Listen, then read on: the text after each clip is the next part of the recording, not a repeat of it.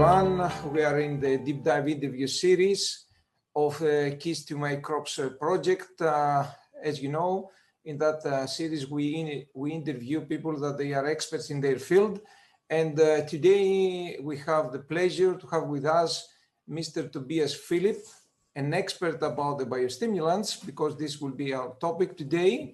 Tobias is an expert of COMPO EXPERT Group, working for the organization for more than 8 years, about 5 years as an international product manager, special about the biostimulants, liquid fertilizers and plant protection. Means that he has a lot of knowledge to share with us. And from 2018, he's a sales area manager in COMPO EXPERT GmbH in Germany, and he's located in Münster, where the headquarters of COMPO Experts are there.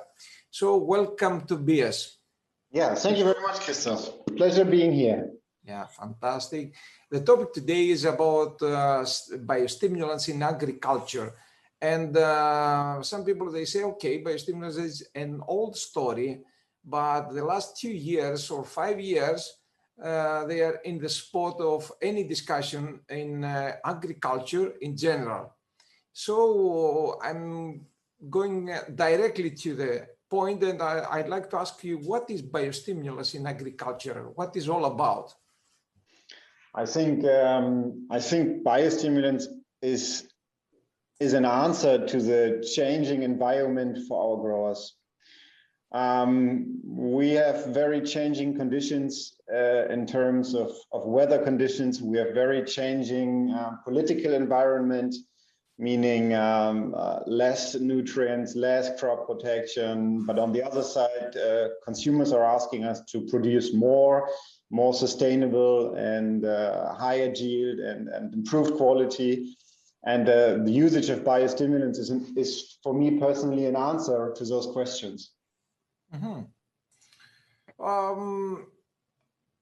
The people in agriculture, the agri-technicians or the managers or the people in the factory, they say that is something that is quite important. Why the biostimulants is so important for the agriculture from now and on?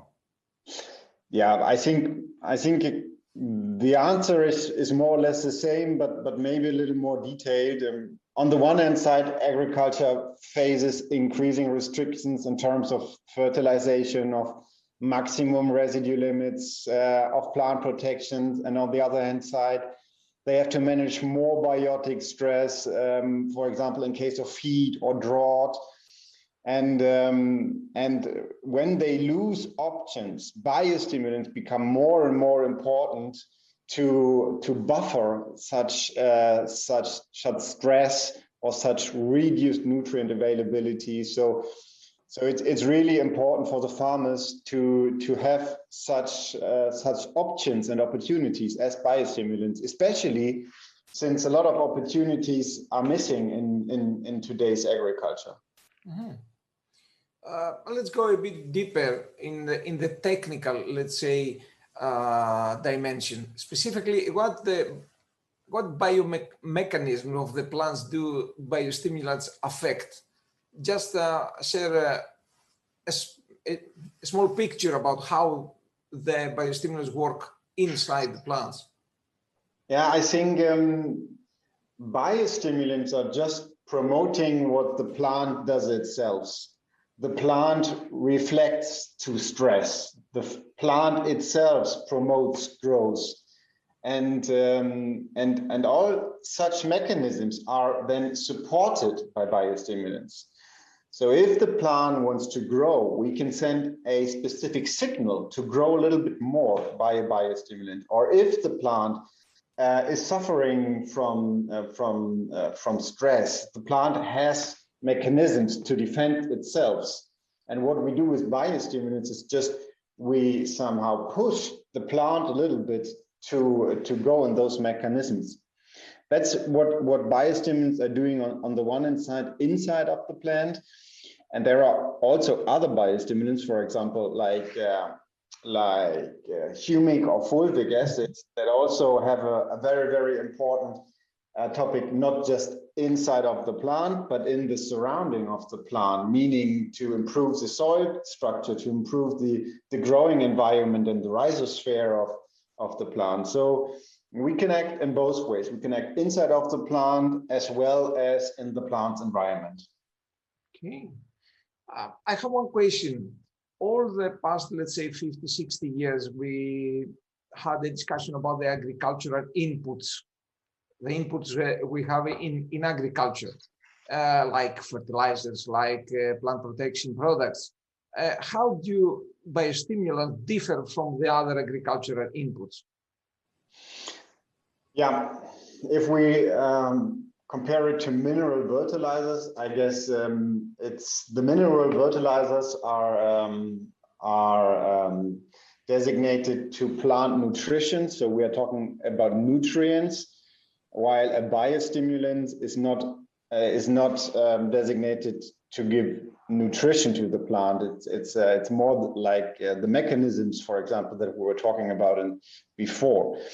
And when we look in the direction of plant protection, then it's clear that plant protection products are designated to reduce biotic stress in a direct way, while using biostimulants, we are always talking about biotic stress, and we use them in a very preventive way.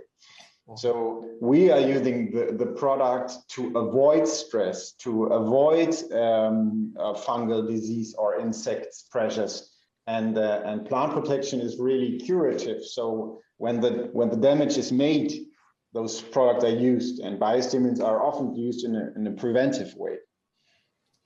So as I have understood here, we're talking about nutrition is in line with the fertilizers, and plant protection, it is aligned with the pesticides. But there are some technicians that they say the future of the biostimulants one day will replace the traditional fertilizers and the pesticides. Is that right? Or it is a different category that can be used on top of those two categories? Yeah, I am with you. I think it will not be a replacement. I personally have seen a lot of synergistic effects using biostimulants and fertilizers, or using biostimulants and plant protection. And in both cases, we have seen such synergistic effects that enhance the efficiency of a fertilizer, or that enhance the efficiency of a plant protection product. So for me personally, it's not a question of replacement. It's more a question of get together and increase efficiency of our common agricultural inputs. In a previous interview we had with Mr. Hamakiotis, we had a discussion, and he shared with us that he believes that the plant protection of the future actually is the nice fertilization of the plants, probably because it means that nice fertilization means very strong plants. So do you believe that a company like COMPO EXPERT that has the fertilizers and the biostimulants can cover the whole, let's say, chain of the plant growth, means from the nutrition point of view and stress management point of view? For sure. I think that is also linked to my previous answer. We even see, or we observe very positive and synergistic effects, and that's why we use fertilizers as a standalone, biostimulants as a standalone, but also we use biostimulants as an add-on to our regular mineral fertilizers to give improved efficacy of our fertilizers. And on the other hand side, we also see that microorganisms, for example, need some nitrogen to start work. So also the biostimulants can very much benefit from the mineral component, from the mineral fertilizer. And we as COMPO EXPERT have the expertise in both segments. And that is why I want to answer that question clearly with a yes, because we have the expertise in biostimulants since, I would say, more than 20, 30 years. We have the experience in mineral fertilizers for more than 60 years. So the answer is yes, we have experience in both ways and we will benefit out of it. All right, I take the opportunity now because you are in the plant protection, your background, and I'd like to ask you, because really I'm confused. Do the biopesticides belong to biostimulants, or the biostimulants belong to the biopesticides category? And if no, what is the difference between them? Let's say biopesticides or biocontrol versus biostimulant is again, for example, if we look into stress, then we can differentiate by saying the biostimulant clearly deals with an abiotic stress, meaning with heat, with drought, with cold, with sunburn, while the biocontrol is really designated for biotic stress. And then that's an important differentiation, because if we go for a biocontrol product that has a direct effect to biotic stress, like fungal diseases, like insect pressure, then we also go for a registration. So we have a registered product with a proven claim, which is under the umbrella of the pesticide regulation, and that is really designated for biotic stress.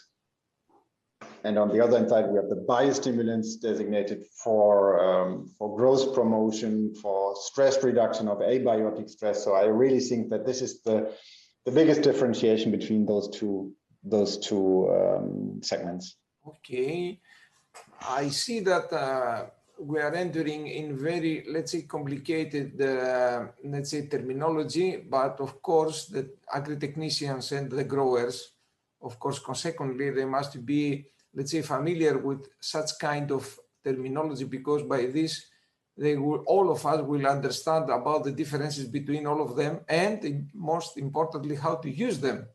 And one more technical question. In the terminology, we are talking about growth enhancer. What is the importance of a growth enhancer? What is actually a growth enhancer? It belongs to biostimulant category? I would definitely set it into the group of biostimulants, because here, when we talk about growth promotion or growth enhancement, then we work with natural ingredients to stimulate root growth or to stimulate vegetative growth. And that is for me a typical biostimulant segment, because we use plant mechanisms. For example, we talk about when we talk about auxins, we see that auxins are a growth hormone that promotes root growth and vegetative growth in plants. Having that in mind, we were searching for biostimulants that has a high concentration of a natural auxin, and we found in seaweed called the Eclonia maxima. And such a seaweed contains high content of a natural plant growth hormone auxin. And using this particular product with this very specific ingredient, we can really set a growth signal to the plant by applying such growth hormones. And then the plant sets a signal to go into root growth, to go into vegetative growth. And for me, that's a very, very good example of a successfully introduced biostimulant in agriculture and horticulture in different segments and branches. Great. To be honest with you, Tobias, in the market, okay, everything sounds impressive, very promising. But to be honest with our people, in the past year, the biostimulants in general, as a category, it was for some people something like snake oil. Means that it's something magic that you can apply to the plants and the plants will get crazy and everything will be okay. Please share with us. We're talking about some substances that they are scientifically let's say, approved, and all the results are accordingly to the fertilizers or the plant protection products that tested. Are there any reliable trial results about the biostimulants? Yes, definitely, yes. And I am quite confident on that question because we have experience for more than 20 years. And that's the one thing that makes me confident, because we have significant growth in biostimulants over the last 20 years. And we always introduce a product only when we are convinced that this is a surplus for the farmer. And every single product that is introduced by COMPO EXPERT has to prove its claims and has to prove its efficacy. Otherwise, it will simply not be launched. And there are some products in the market for more than 20 years. And we started, for example, in oranges 20 years ago with Biostimulants Kelp, and we saw very, very good results, and then we extended it, and today we even use it in maize and in several other crops, and always we see a good result, and always we see good example, and this is not only done in COMPO EXPERT house internal trials. We do this at external official trial institutions. We work in cooperation with universities all over the world. So all the trials that have been done and all the results that we made and observed are very convincing, and this is for me very reliable, and that is why I'm confident in answering this question with yes. We have reliable trial results, and not only the trial results are reliable, the product itself is also reliable, because we have different processes a product has to follow to have a stable product, to have a reliable product. Coming back again to this Biostimulants Kelp SL that I mentioned before, where we have a high concentration of natural plant hormones. Every single batch that we harvest, we are sending to university in Germany, measuring this content of this auxin, in order to assure that the farmer is always applying the same amount of auxins, because if you apply less or more, the effect can be different. So we really make sure that every product using our house is standardized, and those steps are really the ones that make a biostimulant to a reliable product instead of a snake oil, and that is what we do. We want to have a very constant product that works and that is reliable and that is stable, and such things are very, very important to have a reliable product on the market. Fantastic, and I'm saying fantastic because I'm grabbing the opportunity right now. What you mentioned earlier about the new EU law about the registration and the reliable results, and I like to ask you, what do you expect after the registration of all of those products under the new European Union new law? Do you expect the half of them to be disappeared because nobody will go for the registration? Do you believe that after registration, all those products that will be in the market will be reliable because we will all of them will have efficacy trials and results? And from now on, after the registration, those products will go in a high category in the mind of the growers? I think the reputation of biostimulants will benefit from it.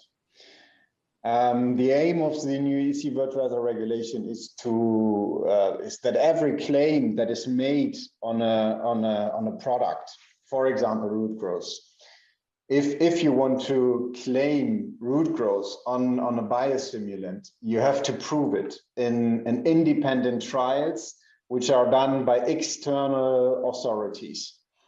And I think that this really will promote the reputation of the biostimulant on the one hand side, and for sure I think that also the more reliable companies that like COMPO EXPERT is one example of, we do this so far in our daily business. So for us, it will not be a burden to deliver such results.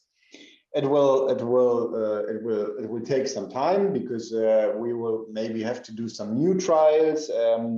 It's not yet defined which authorities will be enabled to do such trials.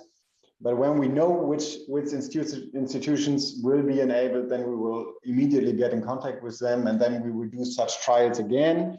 So answering your question from before, I think some market players will remain and others will not. And especially the reliable and serious ones for sure will remain, because what is asked from the EC Commission is what a reliable company does today. So I prove the claim that you made in a trial, and we do this in our current product introduction or product approval process, and we will do this in the future in line with the EC wet weather regulation. So after this period of registration, what products of COMPO EXPERT will have in the market? Please reveal this secret. It will be the Basfoliar umbrella, the line, I mean, it will be the Vitanica. It will be the Camazole branch. So we will use the biostimulant the entire range. We will for sure focus on foliar applied. We will use the biostimulants in seed treatment, which is very promising. We will use the biostimulants in fertigation.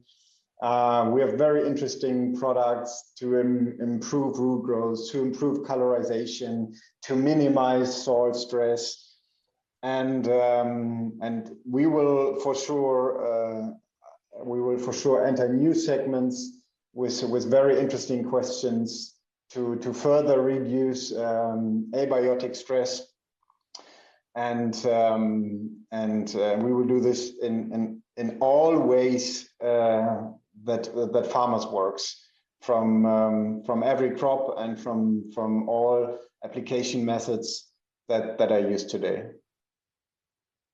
Quite interesting, quite interesting. Let's go now to another dimension, another angle of this, let's say, topic. Let's talk a little bit from the grower's point of view.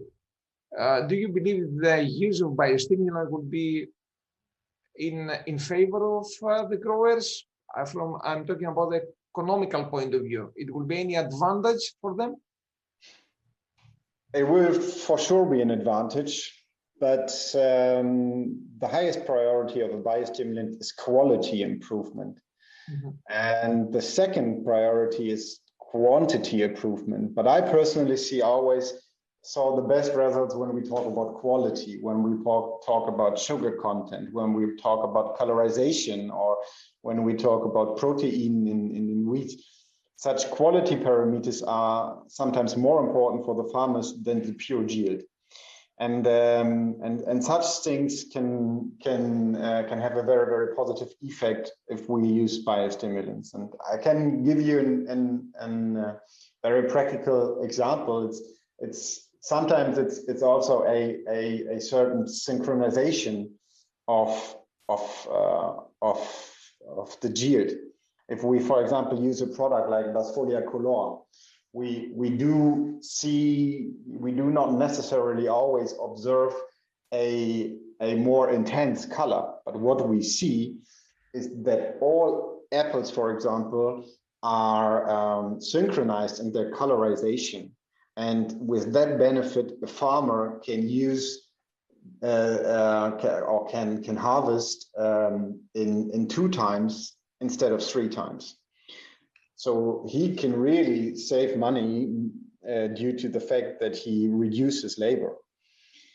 And other example is like the Basfolia kelp in potatoes. It's the same example. We do not necessarily see a higher yield, but the farmer very well observes a more homogeneous size of the potatoes. So again, for him, this is leading into a better and more productive commercialization of the final product. So growers can definitely benefit from a higher or more homogeneous quality when using biostimulants. So it's clear cut after your answer that the quality aspects of the final product or the, let's say, agricultural food or agricultural product, it is aligned with the biostimulants and about some specific, let's say, aspect that they are very interesting about the market. So this is quite interesting from the grower's point of view, but you know very well that there are many companies outside, many products, huge amount of products and offered to the grower. Do you have any shortcut for a grower how to make his way through all this noise in the market? How he will be able to understand who is and what is in his favor or not? It will take time. It will take time. How you feel about it? Yeah, I think we can answer this question from two perspectives. On the one hand side, how does the farmer recognize who is reliable and who not? And on the other hand side, what do we as a company do to be realized as a reliable partner? And what we do is we have high qualified sales representatives in the fields that can explain what happens. So what is the mode of action of the product and what is the expected outcome of the usage of the product? And when do I have to apply such a product? And the more specific the answer is on such a question, the more reliable is the business partner. And if someone is using very, very, very general statements like you can use it whenever you like and you will for sure see that you will harvest more. That is not what I mean by reliable consultants of our customers. No, we really see the customer and we reflect to the growth conditions and we make a specific recommendation using a very specific point of time, using a very specific product, and using a very specific goal that we want to reach. And that can be very different because, as explained before, for example, when we talk about potatoes, when we talk about Basfolia kelp again, there is we set a growth signal, and if the product is applied at the wrong point in time, then we will have then we will not receive the right outcome. So we will really have to go for the right point in time, apply the product, send a growth signal to the plant, and then we can receive a more homogeneous yield in terms of size of the potatoes. But if there is a wrong variety, if there is a wrong point in time and the wrong decision, the wrong dosage, then we cannot expect the same outcome. So it's really a question about what variety are you using, what fertilization program, what is your expected yield, what do you want to reach with the product, and then we will set up a nutrition program with biostimulants. And I think that's a reliable way to sell and to promote such products. So from a farmer's point of view, I personally think, yeah, the more specific the application recommendation is done, the more reliable is the cooperation partner, is the industry partner, or is the trader. So as I understood, there are no shortcuts. It's the same way the companies and the agri-technicians, the agronomists, they have to work every day in the field to convince themselves and the growers from the other side, they have to be patient and must pay attention what the agronomists they say, and the reliability will come day by day and application by application. And it's the same for, it's a very, very similar development compared to plant protection products. Just remember when plant protection products were introduced, farmers were not so firm how to use a product, when to use a product, where to use a product, what to expect. And now, 30 years later, or not 30, let's say decades later, after years of experience, the farmer knows himself how to use such a product, when to use such a product, and what to expect by a product. And we will be, in 10 years from now, we will be in a similar way. Farmers will know how to use a biostimulant, and farmers will know what to expect. But for the time being, it's our job to somehow support the farmer by gaining such experience. As usually, business as usually.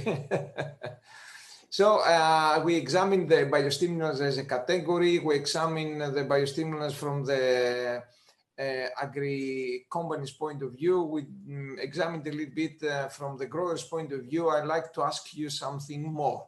Let's examine that from another, let's say, angle.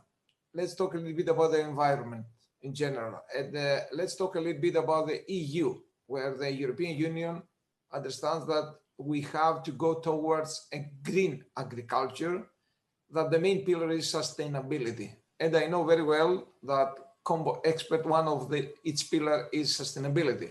So how the biostimulants contribute to sustainability, or more specific, how COMPO EXPERT's biostimulants contribute to sustainability? In the way that we see synergistic effects between plant protection and between mineral fertilizers. And I mentioned this previously. So what does it mean, synergistic? The synergistic effects are often linked to efficacy. And if we can increase the efficacy of our mineral fertilizers or plant protection products used in the fields, we also have a contribution in terms of sustainability, because we need fertilizers, we need plant protection in our days, but we have to use it in the most efficient way. And I think that the contribution of biostimulants to improve the efficacy of such products, and by this, having a contribution to a more sustainable agriculture. All right. Very, very short question to a very, very big topic, but I think that's really the biggest surplus that I see in that context, using biostimulants. Of course, I ask you a very general question. Sustainability can take more than 2 hours just to define what sustainability means. But of course, as you described in a very short way, this is all about how to have future, the agriculture, how to have future, not only now, but have future for 50 years ahead. So thinking 50, 100 years ahead, then you start thinking a little bit about the input, about the use of them. And of course, as a company, you have to contribute, because it is one of your pillars, because the company must live after 50 or 100 years, and the agriculture must be there. So this is nice from your side. And I like to close this fantastic interview, because the time flies. I'd like to ask you this question. Do you believe that biostimulants will be something revolutionary from now on, like the fertilizers 60 years ago, or the plant protection products, the pesticides, or the herbicides some years ago? It was a breakthrough, something that changed everything, or it is just only one improvement in the agricultural inputs category? I think it's an improvement which will become more and more important. And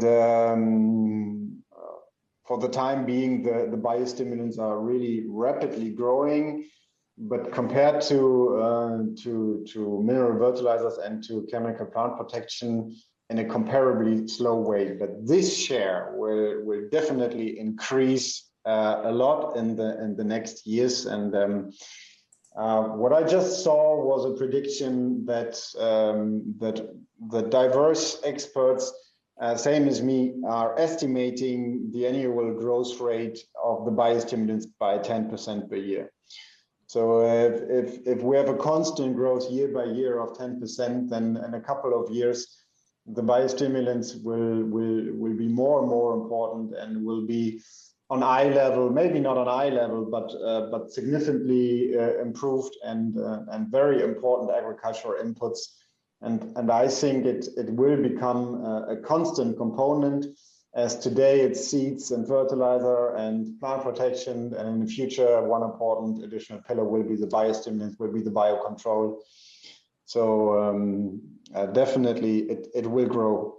It will grow also because the usage of other agricultural input will be further reduced. When we see the trend that when we make an estimation of the trend that we see today in terms of reduced fertilizer application, reduced amount of active ingredients being available for the farmers, biostimulants simply also have to recover such losses. So two very important trends that will push the sales and will push the position of biostimulants in agriculture in the upcoming years. Tobias, thank you very much. Thank you very much for your time. Thank you very much for willingness to share with us and our audience about your experience. And of course, in this hot topic like biostimulants, we'll have the opportunity to ask you to come again in the near future, because this was just only the introduction. If you like something to share with our audience, please do. So I'd like to thank you very much for those very interesting and challenging questions that you asked me. But you can see biostimulants is a passionate topic for me personally, and I like it a lot. And I like to see the development of the product group, and I'm always pleased to exchange my ideas about the future development of biostimulants. I will be pleased to have an additional discussion with you in the near future. Thank you very much.